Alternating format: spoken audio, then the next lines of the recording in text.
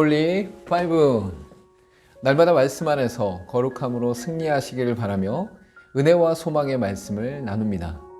1년 1독을 기준으로 하루 3장에서 4장의 말씀에 대해 간략히 소개하고 함께 나누고 싶은 말씀을 전합니다. 하나님의 은혜 안에서 날마다 거룩한 파이팅을 외치며 승리하시길 바랍니다. 사사기 1장은 여호수아가 죽기 전후에 이스라엘 각 지파가 점진적으로 가나안 땅을 취하며 정착하는 과정을 보여줍니다. 먼저 유다 지파와 시몬 지파가 함께 분배된 땅을 정복하는데, 이들은 아도니 베색이라는 왕은 정복했으나 예루살렘은 정복하지 못했고 철병거가 있는 주민들도 쫓아내지 못했습니다. 이어 요셉 가문이 베델을 정복하였으나 나머지 지파들은 가나안 족속들을 쫓아내지 못했습니다. 유다 지파와 시므온 지파 그리고 요셉 가문의 정복에는 여호와께서 함께 하심을 말씀하고 있지만, 나머지 정복하지 못한 지파들에게는 이러한 언급이 없으므로 정복하지 못한 것은 바로 신앙의 문제임을 나타내고 있습니다. 2장에서는 본격적으로 사사시대로 들어가게 되는 원인과 상황들을 말씀하고 있습니다. 먼저는 여호와의 사자가 나타나 너희가 내 목소리를 듣지 아니하였으니 라는 말씀을 통해 하나님의 명령에 불순종하여 가나안 족속을 완전히 쫓아내지 않았음을 말씀하고 있습니다. 이어 여호수아를 비롯해 여호와께서 이스라엘에게 행하신 일들을 보았던 자들이 살아있을 때에는 여호와를 섬겼으나 여호와와 그의 행하심도 알지 못하는 다른 세대가 일어남으로 말미암아 사사시대의 혼란이 시작되었음을 말씀합니다. 결국 이스라엘은 여호와를 버리고 바알과 아스다롯을 섬김으로 여호와의 진노가 이스라엘에게 임했습니다. 사사들을 보내어 구하려고 하셨으나 이스라엘은 사사들의 말에도 순종하지 않았고 결국 가나안 족속들을 남겨놓아서 이스라엘의 가시가 되게 하셨습니다. 3장에서는 이스라엘을 시험하기 위해 가나안 족속을 의도적으로 남겨두셨고, 이들은 이스라엘을 약탈하고 공격하였습니다. 이는 이스라엘의 불순종한 결과로서 이스라엘을 향한 징계의 도구로 삼으셔서 하나님을 의지하도록 하셨습니다.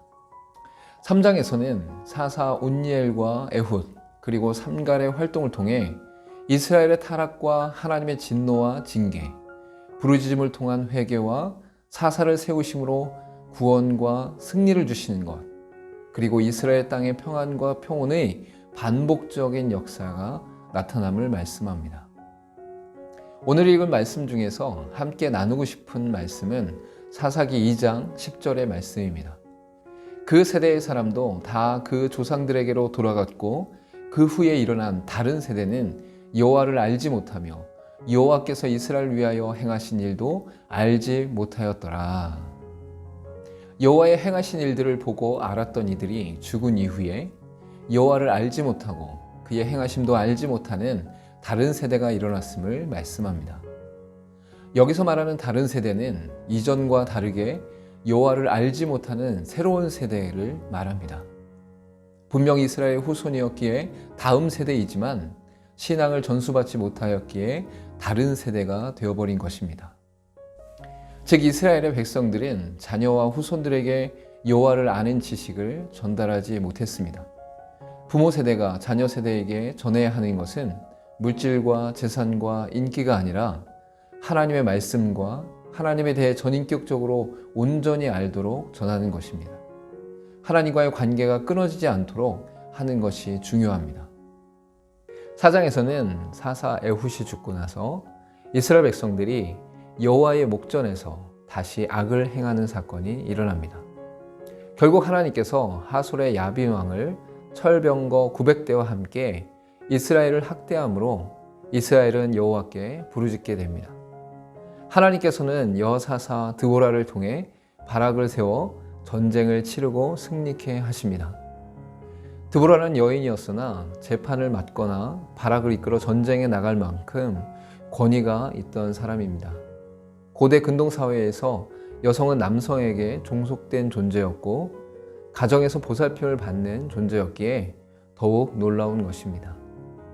결국 야빈 왕의 군대를 무찌르고 도망하여 피했던 야빈 왕을 야엘이 관자놀이의 말뚝을 받아 죽이게 됩니다. 5장에서는 야빈 왕과의 전쟁에서 승리한 드보라와 바락이 여호와만을 찬양하며 드높이고 있습니다. 자신을 높이거나 부각시키지 않고 온전히 이스라엘에게 승리를 허락하신 여호와 하나님을 찬양하고 있습니다. 전쟁에 헌신적으로 참여한 지파들을 축복하고 방관한 지파들의 나태함에 대해서는 꾸짖고 있습니다. 6장에서는 드보라의 활약 후 40년을 태평성대를 이룬 이스라엘이 다시금 우상 숭배에 빠지고 결국 하나님의 징계로 미디안 족속의 침략을 받아 7년간 고통을 당하게 됩니다. 그러자 다시 하나님께 부르짖게 되고 하나님께서는 다시 기드온을 부르셔서 사사로 세우십니다. 한 선지자가 나타나 하나님의 말씀을 전하고 이후 기드온을 부르셔서 하나님의 일을 감당케 하십니다. 기드온은 연약한 태도를 보이며 3번이나 표징을 구합니다. 기드온의 연약한 모습 속에서도 하나님께서는 그의 크신 능력을 드러내시면서 기드온을 인도하고 계십니다. 7장에서는 소명을 받은 기드온이 하나님의 명령에 순종하여 300명의 정예 부대를 뽑습니다. 뽑힌 300명의 군사들이 메뚜기 떼 같은 미디안 사람들을 쳐서 전쟁에 승리합니다. 수치상으로나 이론상으로 도저히 이길 수 없는 상황에 있었지만 하나님의 역사와 능력 안에서 능히 승리하는 일이 일어났습니다. 오늘 읽을 말씀 중에서 함께 나누고 싶은 말씀은 사사기 6장 16절과 17절의 말씀입니다. 여호와께서 그에게 이르시되 내가 반드시 너와 함께하리니 내가 미디안 사람 치기를 한 사람 치듯 하리라 하시니라. 기드온이 그에게 대답하되 만일 내가 주께 은혜를 얻었사오면 나와 말씀하신 이가 주 되시는 표징을 내게 보이소서. 기드온은 연약하고 미약한 사람이었습니다. 미디안 사람들을 피해 몰래 타작을 하던 사람이었습니다. 또한 하나님의 표징을 3번이나 구하며 자신의 소명에 확신을 하지 못했던 사람이었습니다. 그러나 하나님께서는 군사의 수를 32,000명에서 10,000명으로, 10,000명에서 300명으로 줄이게 하십니다. 하나님의 말씀에 순종한 300명이 나팔을 불고 소리를 치며 항아리를 깨고 횃불을 들고 싸우게 하셨습니다. 결국 에브라임 온 산지에서 미디안을 치고 전쟁에서 승리했습니다. 우리도 날마다의 삶 속에서 눈에 보이는 거대한 세상에 매몰되지 않고 이미 영적 싸움에서 승리하신 예수 그리스도 안에서 날마다 승리할 수 있기를 간절히 소망합니다. 8장에서는 7장에 이어서 미디안 족속을 계속 추격하여 헤레스 비탈 전쟁에서 두 왕인 세바와 살문나를 사로잡습니다. 미디안 족속을 쫓던 도중에 숫곳 방백들과 분노의 사람들에게 떡을 구했으나 비웃음을 당하자 돌아오는 길에 징벌하게 됩니다. 기드온을 향해 왕이 되어주길 바라는 이스라엘 사람들에게 오직 여호와께서 너희를 다스리시리라고 말하며 거부합니다. 그러나 실제로는 19절에 개인적인 원한을 갚게 내고 26절에 미디안 왕의 자색옷을 입고 초승달 장식을 행하였으며 27절에 자신의 승리를 과시하는 에봇을 만들었고 31절에 아들 이름을 나의 아버지는 왕이다 라는 뜻의 아비멜렉이라고 짓습니다. 기드온은 나이 들어 죽음을 맞이했고 이스라엘 자손들은 바알과 바알브릿을 우상으로 섬겼습니다. 바알을 대항하다 라는 뜻의 여룻바알은 기드온의 또 다른 이름입니다. 9장에서는 기드온의 아들 아비멜렉이 세겜 사람들을 꼬셔서 여룻바알의 아들 70명을 죽였으며 막내 아들 요담만이 살아남게 됩니다. 살아남은 요담은 그리심산 꼭대기에서 나무의 비유를 들며 아비멜렉의 잘못을 외친 후에 부엘로 도망가게 됩니다. 이후 아비멜렉의 세겜 통치 3년에 에벳의 아들 가알과 함께 세겜 사람들이 배신을 합니다. 아비멜렉은 가알과 세겜 사람들을 죽였고 엘브릿 신전의 보루에 피한 이들을 불을 질러 죽입니다. 이후 아비멜렉은 테베스의 망대를 공격하였으나 한 여인이 던진 맷돌 윗짝에 두개골이 깨지고 무기 든 청년에게 부탁하여 칼에 찔려 죽습니다. 10장에서는 사사 돌라와 야일이 소개됩니다. 두 사사가 활동했던 시기에 전쟁이 없었던 것과 나귀를 탄 것을 통해 아비멜렉으로 인해 어수선해진 영적 상태를 정비한 것으로 보입니다. 그러나 이러한 평안에도 불구하고 여호와를 버리고 악을 행하며 7개나 되는 우상들을 섬겼습니다. 여호와의 진노로 블레셋 자손과 암몬 자손의 공격이 있게 되고 이스라엘은 곤고함 속에서 여호와께 회개하며 부르짖었고 이방 신들을 제하여 버렸습니다.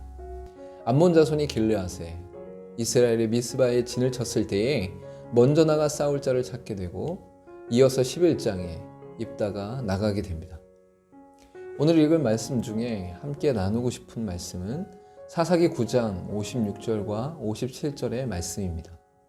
아비멜렉이 그의 형제 70명을 죽여 자기 아버지에게 행한 악행을 하나님이 이같이 갚으셨고 또 세겜 사람들의 모든 악행을 하나님이 그들의 머리에 갚으셨으니 여룻바알의 아들 요담의 저주가 그들에게 응하니라. 기드온의 아들 아비멜렉은 사악한 자로 형제 70명을 죽였으며 세겜 사람들을 비롯해 수많은 사람들을 죽이게 됩니다. 이에 하나님께서는 아비멜렉의 머리가 깨져 죽게 하심으로 심판하십니다. 한 청년에게 칼로 찔러 죽여달라고 요청한 것도 여인이 던진 맷돌로 인해 죽는 것이 수치스러웠기 때문입니다. 황금 만능주의와 이기주의가 팽배한 현대사회 속에서 수많은 사람들이 수단과 방법을 가리지 않고 목적을 이루려고 합니다. 그러나 성경은 사람의 욕심과 욕망이 아닌 하나님을 왕으로 섬기며 하나님의 뜻 가운데 순종하는 삶을 살도록 요청하고 명령하고 있습니다. 11장에서는 기생의 아들로 태어난 입다와 전쟁에서 승리한 입다, 그리고 여호와께 소원한 것을 실행하는 입다를 이야기하고 있습니다. 기생의 아들로 태어난 입다는 길르앗의 아내로부터 태어난 아들들로 인해 쫓겨나게 되고 돕 땅에 거주하게 됩니다. 암몬 자손들이 이스라엘을 공격하자 길르앗 장로들이 입다에게 머리가 될 것을 요청합니다. 이후 입다는 암몬 자손의 왕에게 사자를 보내어 이스라엘의 역사에 대해 명확하게 설명하였으나 암몬 왕은 이에 대해 듣지 않습니다. 입다가 암몬 자손과 전쟁을 치르기 전에 하나님께 소원하였고 전쟁에서 승리하고 돌아올 때에 입다의 딸이 가장 먼저 나와 반김으로 약속대로 그녀를 제물로 드리게 됩니다. 12장에서는 전쟁에서 승리한 입다를 향해 에브라임 지파 사람들이 시기하는 내용이 나옵니다. 결국 입다는 에브라임 사람들과 싸워서 승리하게 되고 특정 단어를 발음하게 함으로써 구분하여 죽이게 되는데 죽음을 맞이한 에브라임 지파의 사람들이 42,000여 명이나 됩니다. 이는 이스라엘 지파들이 서로 갈등하며 분열되었다는 증거로 하나님 앞에서 타락했음을 알 수 있습니다. 사사 입다가 죽은 후에 입산과 엘론과 압돈이 이어서 사사가 되었고 이스라엘은 총 32년의 기간 동안 평안을 누리게 됩니다. 오늘 읽은 말씀 중에서 함께 나누고 싶은 말씀은 사사기 11장 34절과 35절의 말씀입니다. 입다가 미스바에 있는 자기 집에 이를 때에 보라 그의 딸이 소고를 잡고 춤추며 나와서 영접하니 이는 그의 무남 동료라. 입다가 이를 보고 자기 옷을 찢으며 이르되 어찌할꼬 내 딸이여 너는 나를 참담하게 하는 자요 너는 나를 괴롭게 하는 자 중에 하나로다. 내가 여호와를 향하여 입을 열었으니 능히 돌이키지 못하리로다 하니. 사사 입다는 암몬 자손과의 전쟁에 나가기 전에 여호와께 소원을 하게 됩니다. 전쟁에서 승리한 후 돌아올 때에 가장 먼저 나와서 영접하는 일을 번제물로 드리겠다는 것입니다. 이스라엘 역사에 대해서는 명쾌하게 알았던 입다는 율법에 대해서는 잘못된 지식을 갖고 있었습니다. 즉 율법에서는 분명히 인간 제물을 금지하고 있었지만 전쟁의 승리를 위해 급하게 소원하는 과정에서 고대 근동 이방인들의 잘못된 풍습을 따르고 있었습니다. 열심과 열정보다 더욱 중요한 것은 하나님과 그의 말씀에 대해 바르게 아는 것입니다. 다른 하나는 그럼에도 불구하고 입다는 자신의 입을 열어 서원한 것에 대해 이행하는 모습을 보여주고 있습니다. 구약시대에는 서원을 이행하는 것에 대해 강조되고 있었으며 이를 하나님의 백성으로서 신실함을 드러내는 중요한 표시로 여겼습니다. 그렇기에 자칫 여호와의 이름을 망령되이 일컬을 수 있는 경솔한 서원은 경고의 대상이 되기도 했습니다. 성경에서는 말과 혀의 중요성을 강조합니다. 요한일서 3장 18절 가운데 자녀들아 우리가 말과 혀로만 사랑하지 말고 행함과 진실함으로 하자라고 말씀하고 있습니다. 특히 하나님 앞에서 허투루 가볍게 약속하거나 소원하는 것을 조심하고 입으로 말하고 마음으로 결단한 것을 온전히 지키기 위해 노력해야 합니다. 13장부터 16장까지의 말씀은 사사 삼손의 이야기가 진행됩니다. 이 중 13장에서는 삼손이 태어나기 전의 상황들이 설명되고 있습니다. 이스라엘이 다시 여호와께 범죄함으로 40년 동안 블레셋에 의해 통치받고 있었습니다. 그때에 단 지파의 마노아 아내가 임신하지 못할 때에 여호와의 사자가 나타나 임신할 것을 말씀합니다. 특히 태어날 아기에게 포도주와 독주를 마시지 못하게 할 것과 부정한 것을 먹지 못하게 할 것을 말씀하십니다. 이후 삼손이 태어났으며 그가 자라났을 때에 마하네단에서 여호와의 영이 움직이기 시작합니다. 14장에서는 삼손이 딥나에서 만난 여인에게 반하였고 그녀와 결혼하기를 원했습니다. 부모와 함께 딥나로 향하고 그곳에서 만난 젊은 사자를 찢어 죽였고 얼마 후에 다시 갔을 때에 사자의 죽음에서 꿀이 있어 떠먹게 됩니다. 여인과 함께 잔치를 베풀 때에 삼손이 수수께끼를 내고 풀지 못했던 이들이 삼손의 아내에게 협박하여 알아내어 맞추게 됩니다. 15장에서는 삼손의 아내를 친구에게 준 사건으로 인해 삼손이 화가 나게 되어지고 블레셋 사람들의 곡식밭에 불을 붙인 여우를 풀어놓아 곡식을 태웁니다. 이후 블레셋 사람들이 삼손을 잡기 위해 유다에 진을 치자 유다 사람들이 삼손을 잡아 블레셋 사람들에게 넘기게 됩니다. 레히에서 블레셋 사람들에게 넘겨질 때에 삼손에게 여호와의 영이 임함으로 나귀의 새 턱뼈로 1000명을 죽이고 목이 말라 부르짖음으로 물이 솟아 그곳을 에낙고레라 명칭하게 됩니다. 16장에서는 삼손이 사랑하게 된 여인 들릴라에게 블레셋 방백들이 꿰어 삼손의 힘의 원천이 무엇인지 알아내게 합니다.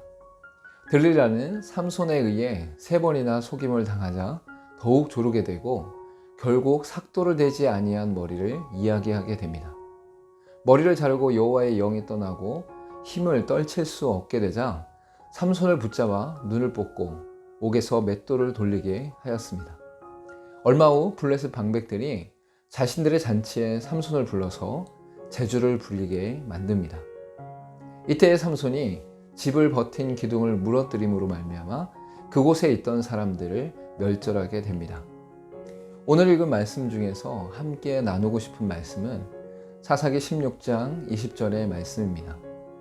들릴라가 이르되 삼손이여 블레셋 사람이 당신에게 들이닥쳤나이다 하니 삼손이 잠을 깨며 이르기를 내가 전과 같이 나가서 몸을 떨치리라 하였으나 여호와께서 이미 자기를 떠나신 줄을 깨닫지 못하였더라. 나실인으로 구별된 삼손이었지만 나실인 규정을 어기고 말씀에 불순종했습니다. 결국 머리카락을 자르는 사건 이후 여호와께서 삼손을 떠나게 되고 아무 힘도 쓸 수 없게 되었습니다. 단순히 머리카락을 잘랐기 때문만이 아니라 지속적으로 하나님의 말씀에 불순종하고 부정한 것을 취했기 때문입니다. 나실인으로 구별되었다는 것은 하나님의 은혜 안에서 특권을 누리게 된 것입니다. 삼손과 같이 외적으로 힘이 강해지는 것도 하나님의 일을 감당하기 위해 허락된 것입니다. 때로 우리에게 허락된 것을 자신의 것인 양 착각하여 교만해질 때가 있습니다. 결국 삼손은 회개함으로 여호와께 부르짖고 블레셋 사람들을 죽임으로 죽음을 맞이하게 됩니다. 이전까지는 사사들을 중심으로 전개되었다면 17장부터는 타락한 일반 백성들의 삶을 중심으로 말씀하고 있습니다. 에브라임 산지에 미가라는 사람이 돈을 훔쳤다가 돌려주면서 어머니는 오히려 복을 빌어주고 신상을 만들게 됩니다. 미가는 자신의 아들을 제사장으로 삼았고 거주할 곳을 찾던 한 레위인 청년도 자신의 집에 들여 제사장으로 삼습니다. 미가의 가정을 통해 황금 만능주의와 종교 혼합주의, 그리고 명예의 추구 등의 타락을 볼 수 있습니다. 이런 현상들이 일어나는 것은 이들이 자신의 소견대로 행했기 때문입니다. 17장에서 한 개인과 한 가정이 타락한 모습을 보여주었다면 18장에서는 한 지파의 타락상을 보여주고 있습니다. 단 지파는 가나안 정착 초기에 하나님께 주신 약속된 기업을 차지하지 못하고 아모리 족속에 쫓겨난 이래로 소라와 에스다롤에서 잠시 거주합니다. 다시 블레셋의 압제로 인해 다른 땅을 알아보게 되면서 5명의 정탐꾼을 보내게 되고 그들은 미가의 집에 방문하게 됩니다. 단 지파에는 무기를 지닌 600명이 있었는데 에브라임 산지의 미가 집에서 제사장 청년과 에봇과 드라빔과 신상을 취하여 라이스를 정복하게 됩니다. 미가는 항변하며 다시 찾아오려고 했지만 강한 군사력 앞에서 포기할 수밖에 없었습니다. 오늘 읽을 말씀 중에서 함께 나누고 싶은 말씀은 사사기 17장 5절과 6절의 말씀입니다. 그 사람 미가에게 신당이 있으므로 그가 에봇과 드라빔을 만들고 한 아들을 세워 그의 제사장으로 삼았더라. 그때에는 이스라엘에 왕이 없었으므로 사람마다 자기 소견에 옳은 대로 행하였더라. 사사시대에는 총체적으로 우상을 섬기며 하나님의 말씀을 떠난 삶을 살았습니다. 특히 17장, 18장에 드러나듯이 개인과 가정, 지파가 모두 하나님 앞에서 자기 소견대로 행했습니다. 미가의 가정에서는 물질 앞에서 좌지우지하는 모습과 여호와의 이름으로 이방 신상을 만드는 종교 혼합주의와 자신의 명예와 명성을 위해 임의로 제사장을 삼는 모습을 볼 수 있습니다. 미가의 가정에서 행해진 다양한 죄악의 모습을 통해 이스라엘 전체의 타락을 구체적으로 알 수 있습니다. 특히 미가의 신당은 하나님의 법궤가 있었던 실로와 그리 거리가 멀지 않은 에브라임 산지에 있었는데 이는 당시에 하나님의 성소가 신앙의 중심지로서의 역할을 제대로 하지 못했다는 증거입니다. 에봇은 대제사장의 예복인데 기드온이 전리품으로 에봇을 만들어 하나님의 기적을 기념했던 것을 백성들이 우상으로 섬겼습니다. 드라빔은 고대 근동 지방의 각 가정에서 섬겼던 우상이었습니다. 또한 레위 지파의 아론 자손만이 제사장으로 직분을 감당해야 됨에도 미가는 독단적으로 자신의 아들을 제사장으로 삼았습니다. 이 모든 것들이 왕이 없으므로 자기 소견에 옳은 대로 행했기 때문이라고 말씀합니다. 하나님을 왕으로 삼는 민족이 하나님을 떠난 타락한 인생을 살았던 것입니다. 우리의 삶 속에서도 하나님을 왕으로 삼지 않으면 우상을 섬기며 타락할 수밖에 없음을 기억해야 합니다. 19장에서는 한 레위인과 연관된 사건들을 통해 이스라엘의 타락을 말하고 있습니다. 한 레위인의 첩이 음행하여 자기 집으로 갔을 때에 처가에 방문하여 장인의 대접을 받고 며칠 유하게 됩니다. 돌아가는 길에 어두워졌고 당시에 이방인의 땅이었던 여부스에서 숙박을 구하지 않고 베냐민 지파의 기브아에서 숙박을 구하게 됩니다. 하지만 기브아 사람들은 레위인을 대접하지 않았고 오히려 에브라임 산지에서 온 노인이 나그네를 대접하게 됩니다. 더욱이 기브아의 불량배들은 소돔과 고모라에 있었던 사건과 같이 레위인의 첩을 범하고 죽음에 이르도록 방치합니다. 레위인은 첩의 몸을 나누어 이스라엘 12지파에게 보내어 기브아 불량배들에 대한 심판을 요청하게 됩니다. 20장에서는 레위인으로부터 첩의 시체를 받았던 지파들이 미스바에 모여서 총회를 열고 상의합니다. 하지만 기브아가 속한 베냐민 지파는 총회에 참석하지도 않고 가해자를 처벌하지도 않았습니다. 이스라엘이 연합하여 사람들을 뽑아 베냐민의 기브아를 공격하고 불량배들을 죽이려 할 때에 베냐민 지파는 대항합니다. 이스라엘 모든 지파들은 베냐민 지파와 전쟁을 치르고 2번 패배를 맞은 후에 회개하며 화목제를 드림으로 3번째에서 승리를 거두게 됩니다. 이스라엘 연합군이 패배한 이유는 베냐민 지파를 공격하기로 모두 결정한 후에 여호와께 물었기 때문입니다. 하나님의 뜻을 구하기보다는 자신들의 좋을 대로 결정하고 여호와를 찾았습니다. 사사기의 마지막 21장에서는 이스라엘 지파의 공격으로 인해 사라질 위기에 있는 베냐민 지파의 회복을 위해 노력하게 됩니다. 림본 바위에서 살아난 600명의 베냐민 사람들에게 아내를 마련해 주어 기업을 보존케 하기로 했습니다. 하지만 이스라엘 지파에서 딸들을 주지 않기로 결단하였기에 총회에 참석하지 않았던 야베스 길앗을 치고 그곳 처녀 400명을 취하여 베냐민 지파의 아내로 삼게 됩니다. 그리고 나머지 모자라는 처녀 200명은 베냐민 사람들이 직접 실로에 가서 구하도록 방편을 베풀어 주었습니다. 사사기의 마지막 구절에서 사사시대의 대표적인 상황을 드러내는데, 그때 이스라엘 왕이 없으므로 사람이 각기 자기의 소견에 옳은 대로 행하였더라 라고 말씀하고 있습니다. 오늘 읽은 말씀 중에서 함께 나누고 싶은 말씀은 사사기 20장 26절에서 27절까지의 말씀입니다. 이에 온 이스라엘 자손 모든 백성이 올라가 베델에 이르러 울며 거기서 여호와 앞에 앉아서 그 날이 저물도록 금식하고 번제와 화목제를 여호와 앞에 드리고 이스라엘 자손이 여호와께 물으니라. 그때에는 하나님의 언약궤가 거기 있고. 이스라엘 연합군이 더 많은 군사가 있었지만 베냐민 지파를 이길 수 없었던 것은 이스라엘이 자신들의 좋을 대로 결정하고 하나님께 여쭈었기 때문입니다. 두 번이나 패배한 이후에 이스라엘 모든 백성들이 베델에서 울며 금식하고 번제와 화목제를 드렸을 때에 승리케 하십니다. 병력의 많음만 믿고 요식행위로 하나님을 찾는 것을 멈추고 철저히 하나님께 겸손함으로 간절히 엎드리며 회개했습니다. 진정으로 회개하며 마음을 굳게 들인 자에게 하나님의 권능과 지혜와 위로를 주십니다.